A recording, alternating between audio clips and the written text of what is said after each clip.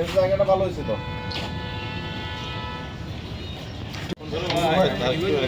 এক ঘন্টা আগে আমাকে একটু মনে থাকে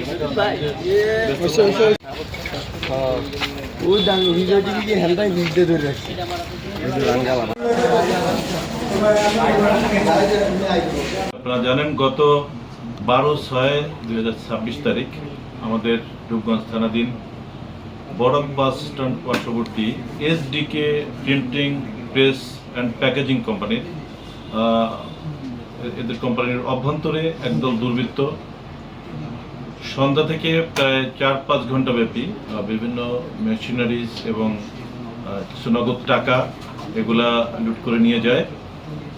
আর ওইখানে এই সময় প্যাকেজিং ফ্যাক্টরির ভিতরে কিছু কর্মী ছিল, তাদেরকে জিম্মি করে ফেলে এবং প্যাকেজিং কোম্পানির 3 জন নাইট গার্ড এবং গার্ড ছিল যারা, তাদেরকেও জিম্মি করে ফেলে।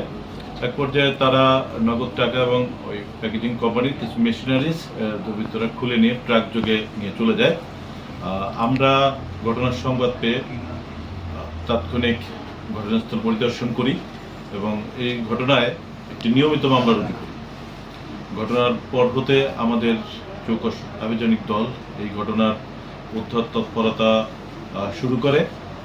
এই 8 দিন পরে এসে আমরা এই ঘটনায় লুণ্ঠিত মালামালের এক অংশ, এটা আমাদের চট্টগ্রাম মহানগরী এলাকার পাহাড়তলী এবং আকবরশাহ থানা এলাকা হতে আমরা 2 জন ডাকাতকে গ্রেপ্তার করি এবং এই ডাকাতির ঘটনায় লুণ্ঠিত দুটি বড় কম্প্রেসার মেশিন সহ আরও 2টি মোটর আমরা তাদের কাছ থেকে উদ্ধার করি এবং ইতিমধ্যে মামলাটির ঘটনায় যারা জড়িত তাদের এই গ্যাংয়ের বেশিরভাগ সদস্যকে আমরা শনাক্ত করেছি।